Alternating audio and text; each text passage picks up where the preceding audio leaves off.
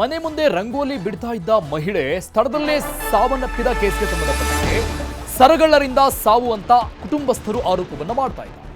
ಆದ್ರೆ ಹೃದಯಾಘಾತ ಅಂತಿದೆ ಪೋಸ್ಟ್ ಮಾರ್ಟಮ್ ರಿಪೋರ್ಟ್. ಕುಟುಂಬಸ್ಥರು ಆರೋಪ ಮಾಡ್ತಾ ಇರುವಂಥದ್ದು ಸರಗಳರು ಬಂದು ಎಳೆದಿದ್ದಕ್ಕೆ ಬಿದ್ದಾಗ ಡೆತ್ ಆಗಿರುವುದು ಅಂತ. ಸರಗಳತನದ ವೇಳೆ ಸ್ಪ್ರೇ ಹೊಡೆದಿದ್ದಾರೆ ಅಂತ ಕುಟುಂಬಸ್ಥರು ಆರೋಪ ಮಾಡಿದ್ದಾರೆ. ಮೃತ ಮಹಿಳೆ ಜ್ಯೋತಿ ಕತ್ತಲಿದ್ದ ಸರ ಏನಾಯ್ತು ಅಂತ ಈಗ ಉಳಿದಿರೋ ಪ್ರಶ್ನೆ ಆಗಿದೆ. ನಿಜಕ್ಕೂ ಸರಗಳತನವೇ ನಡೆದಿದೆಯಾ ಅನ್ನೋದೇ ಈಗ ಯಕ್ಷ ಪ್ರಶ್ನೆ ಆಗಿದೆ. ಮಹಿಳೆ ಶವ ಸಾಗಿಸುವಾಗ ಆಕೆ ಕುತ್ತಿಗೆಯಲ್ಲಿದ್ದಂಥ ಸರವನ್ನ ಯಾರಾದರೂ ತಗೊಂಡ್ರಾ ಅನ್ನುವಂಥ ಡೌಟ್ ಕೂಡ ಕಾಡ್ತಾ ಇದೆ. ಈವರೆಗೆ 25 ಹೆಚ್ಚು ಜನರ ವಿಚಾರಣೆ ನಡೆಸಲಾಗಿದೆ ಪೊಲೀಸರೇ. ಸರ ಸಿಕ್ಕಿದ್ರೆ ನಿಜಾಂಶ ಗೊತ್ತಾಗುವುದು ಅಂತ ಕುಟುಂಬಸ್ಥರು ಒಂದು ಕಡೆ ಆರೋಪ ಮಾಡ್ತಾ ಇದ್ದಾರೆ, ವಾದ ಮಾಡ್ತಾ ಇದ್ದಾರೆ. ಫಾರ್ಮಸಿಯಲ್ಲಿ ಕೆಲಸ, ಪ್ರತಿ ತಿಂಗಳು ಮೆಡಿಕಲ್ ಚೆಕಪ್. ಮೃತ ಜ್ಯೋತಿಗೆ ಆರೋಗ್ಯ ಸಮಸ್ಯೆ ಇರಲಿಲ್ಲ ಅಂತ ಫ್ಯಾಮಿಲಿ ಹೇಳ್ತಾ ಇದ್ದಾರೆ.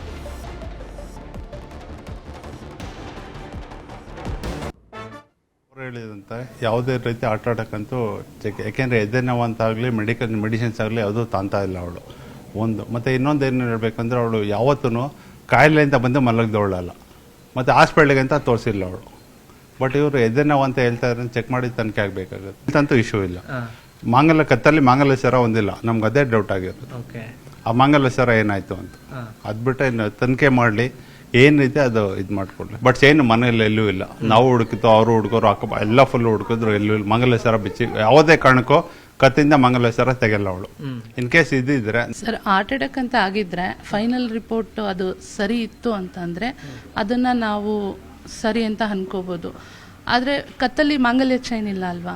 ಪೋಸ್ಟ್ ಮಾರ್ಟಮ್ ಹತ್ರ ಇದ್ವಿ, ನಾನು ನೋಡಿದೆ ಕತ್ತಲಾಗ್ಲಿ ಕೈಯಲ್ಲಾಗ್ಲಿ ಮುಖದಲ್ಲಾಗ್ಲಿ ಏನು ಮಾರ್ಕ್ ಇರಲಿಲ್ಲ.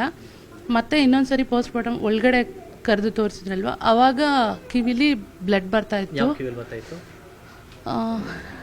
ಈ ಕಿವಿ ರೈಟ್ ಸೈಡಲ್ಲಿ ಬ್ಲಡ್ ಬರ್ತಾ ಇತ್ತು, ಮೂಗಲ್ಲಿ ನೊರೆ ಥರ ಗೊಣೆ ಥರ ಬರ್ತಾ ಇತ್ತು. ಅಷ್ಟು ಬಿಟ್ಟರೆ ಮಾಂಗಲ್ಯ ಚೈನ್ ಕತ್ತಲ್ಲಿ ಇಲ್ಲ. ಅವಳು ಫಿಸಿಕಲ್ ಫಿಟ್ಟಾಗಿ ಹೆಲ್ದಿಯಾಗಿದ್ದಾಳೆ. ಅವಳು ಆ ಥರ ಪ್ರಾಬ್ಲಮ್ ಏನೂ ಇಲ್ಲ. ಹೆಲ್ತ್ ಪ್ರಾಬ್ಲಮ್ ಅಂತ ಅವಳಿಗೆ ಯಾವುದೇ ಇಲ್ಲ.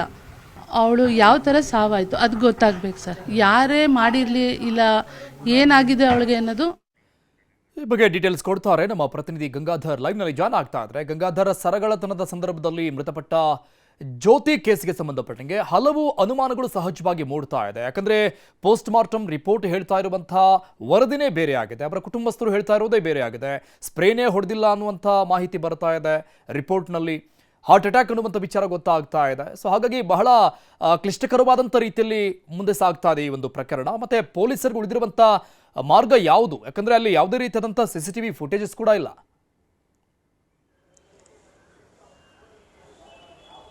ಅರುಣ್, ಫೆಬ್ರವರಿ 9ನೇ ತಾರೀಕು ಮಾದನಾಯಕನಹಳ್ಳಿ ಪೊಲೀಸ್ ಠಾಣಾ ವ್ಯಾಪ್ತಿಯ ಆ ಒಂದು ಉಸ್ಕೂರಿನಲ್ಲಿ ಈ ಒಂದು ಘಟನೆ ನಡೆದಿರುವಂಥದ್ದು. ಆದರೆ ಇದುವರೆಗೂ ಕೂಡ 11 ದಿನ ಆಯಿತು. ಆದರೆ ಆ ಮೃತ ಜ್ಯೋತಿಯ ಸಾವು ಹೇಗಾಯಿತು ಅನ್ನೋದು ಬಹಳ ನಿಗೂಢವಾಗಿರುವಂಥದ್ದು. ಆದರೆ ಈಗ ಮರಣೋತ್ತರ ಪರೀಕ್ಷೆಯ ಸಂದರ್ಭದಲ್ಲಿ ಯಾವುದೇ ರೀತಿ ಬಲವಂತವಾಗಿ ಅವರ ಮೇಲೆ ಹಲ್ಲೆ ಮಾಡಿರುವಂತಹದ್ದಾಗಿರ್ಬೋದು, ಉಸಿರುಗಟ್ಟಿ ಅವರನ್ನ ಕೊಂದಿದ್ದಾರೆ ಅನ್ನೋ ಒಂದು ಸಿಂಟಮ್ಸ್ ಆಗಿರ್ಬೋದು, ಮತ್ತೆ ತಳ್ಳಿದ್ದಾರೆ ಅನ್ನೋದು ನಿಟ್ಟಿನಲ್ಲಿ ಯಾವುದೇ ಗಾಯದ ಗುರುತುಗಳು ಕಂಡು ಬರ್ತಾ ಇಲ್ಲ ಅನ್ನೋ ನಿಟ್ಟಿನಲ್ಲಿ PM ರಿಪೋರ್ಟ್ ಇದೆ. ಆದರೆ PM ರಿಪೋರ್ಟ್ ಪ್ರಾಥಮಿಕವಾಗಿ ಹಾರ್ಟ್ ಅಟ್ಯಾಕ್ನಿಂದ ಅಂದರೆ ಹೃದಯ ಸಂಬಂಧಿಯ ಸಮಸ್ಯೆ ಇಂದಾಗಿ ಅವರು ಮೃತಪಟ್ಟಿದ್ದಾರೆ ಅನ್ನೋ ರೀತಿಯಲ್ಲಿ ಅವು ಒಂದು ಬಗ್ಗೆ ರಿಪೋರ್ಟ್ ಅನ್ನ ಬಂದಿರುವಂತದ್ದು. ಹೀಗಾಗಿ ಆ ರಿಪೋರ್ಟ್ ಅನ್ನ ಈಗ ಎಕ್ಸ್ಪರ್ಟ್ ಯಾರಿದ್ದಾರೆ ಅವ್ರಿಗೆ ಕಳಿಸ್ಕೊಟ್ಟಿರುವಂತದ್ದು, ಹಾರ್ಟ್ ಎಕ್ಸ್ಪರ್ಟ್ ಇರುವಂತವ್ರಿಗೆ ಕಳಿಸ್ಕೊಟ್ಟಿದ್ದಾರೆ. ಫೈನಲ್ ರಿಪೋರ್ಟ್ ಬೇಕು ಅಂತ ಕನ್ಸಿಡರ್ ಮಾಡಬೇಕು ಅಂತ ನಿಟ್ಟಿನಲ್ಲಿ. ಆದ್ರೆ ಪ್ರೈಮರಿ ಆಗಿ ಪೊಲೀಸರು ಹೇಳುವಂತದ್ದು ಇಲ್ಲ, ಅವರು ಹಾರ್ಟ್ ಪ್ರಾಬ್ಲಮ್ ನಿಂದ ಅವರು ಡೆತ್ ಆಗಿದ್ದಾರೆ, ಕಾಸ್ ಆಫ್ ಡೆತ್ ಆಗಿದೆ ಅನ್ನೋ ರೀತಿಯಲ್ಲಿ ಅವ್ರು ಹೇಳ್ತಾ ಇರುವಂತದ್ದು. ಆದ್ರೆ ಅವರ ಕುಟುಂಬಸ್ಥರು ಇದನ್ನ ಒಪ್ತಾ ಇಲ್ಲ. ಯಾವುದೇ ಕಾರಣಕ್ಕೂ ಅಂದ್ರೆ ಒಂದು ಗೋಲ್ಡನ್ ಅವರ್ ಅಂತ ಇರುತ್ತೆ, ಆ ರೀತಿಯಾಗಿ ಹಾರ್ಟ್ ಅಟ್ಯಾಕ್ ಒಮ್ಮೆಲೆ ಆಗಿ ಕುಸಿದು ಬಿದ್ದು ಸಾವನ್ನಪ್ಪೋದು ಕಾರಣ ಬರೋದಿಲ್ಲ. ಆದ್ರೆ ಕತ್ತಲಿದ್ದಂತ ಚಿನ್ನದ ಸರ ಏನಾಯ್ತು, ಆ ಚಿನ್ನದ ಸರ ಪತ್ತೆ ಮಾಡಿದ್ರೆ ಸಾವಿಗೆ ಕಾರಣ ಗೊತ್ತಾಗುತ್ತೆ ಅಂತೇಳಿ ಅವರ ಕುಟುಂಬಸ್ಥರು ಹೇಳ್ತಾ ಇದ್ದಾರೆ. ಆದ್ರೆ ಇಲ್ಲಿ ಎಲ್ಲೋ ಒಂದು ಕಡೆ ಕೇವಲ ಒಂದು ವೇಲ್ ಹೋಗೋದಲ್ಲ, 2 ವೇಲ್ ಕೂಡ ಬೇರೆ ಬೇರೆ ಆಯಾಮದಲ್ಲಿ ತನಿಖೆಯನ್ನ ಮಾಡಬೇಕಾಗುತ್ತೆ. ಇಲ್ಲಿ ಚಿನ್ನದ ಸರ ಅವತ್ತಿನ ಸಂದರ್ಭದಲ್ಲಿ ಅವರು ಯಾವತ್ತೂ ಕೂಡ ತೆಗಿತಾ ಇರಲಿಲ್ಲ. ಅವತ್ತಿನ ಸುರುವಕ ಕತ್ತಲಿತ್ತು, ಅದು ಚಿನ್ನದ ಸರ ಏನಾಯ್ತು ಅಂತ ಕೂಡ ಅವ್ರು ಹೇಳ್ತಾ ಇರುವಂತದ್ದು. ಆದ್ರೆ ಇದು ಪೊಲೀಸರಿಗೆ ಒಂದು ನುಂಗಲಾರದ ತುಪ್ಪದ ಪರಿಣಾಮ ರೀತಿಯಲ್ಲಿ ಈಗ ಈ ಒಂದು ಬಿಸಿ ತುಪ್ಪವಾಗಿ ಪರಿಣಮಿಸಿರುವಂತದ್ದು ಈ ಪ್ರಕರಣ.